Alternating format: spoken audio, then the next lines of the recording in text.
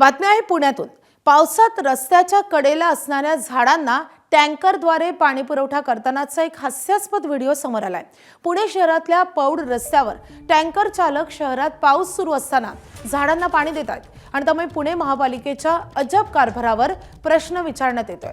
दरम्यान अशा प्रकारे भर पावसात झाडांना पाणी घालणं योग्य आहे का, या संदर्भात पालिका आयुक्त आणि दखल घेऊन कारवाई करावी अशी मागणी विरोधी पक्षनेते निलेश निकम यांनी केली आहे।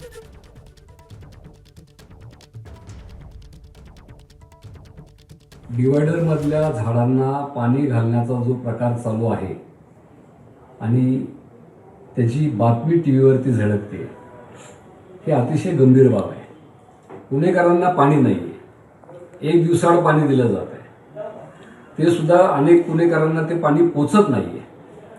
अशा वेळेस भर पावसामध्ये टँकरनी डिवायडर मधल्या झाडांना पाणी घालणं जे चालू आहे ते अतिशय निषेधार्ह बाब आहे। माझी महापालिका आयुक्तांना विनंती आहे, या प्रकरणाची आपण चौकशी करावी आणि दोषींवरती आपण कारवाई करावी। पुणे शहराला दिवसाआड पाणी पुरवठा होतोय, टँकरची प्रतीक्षा करावी लागते आणि आज पुणे शहरामध्ये भर पावसामध्ये टँकरनी या ठिकाणी झाडांना पाणी घातलं जाते। नक्की हा कारभार कुणासाठी आहे, ही सडबुद्धी कुणाची आहे? मी आयुक्तांना विनंती करतो की पुणे शहरामध्ये भर पावसामध्ये टँकरने पाणी घालणं हे पुणेकरांना शोभणारं नाही।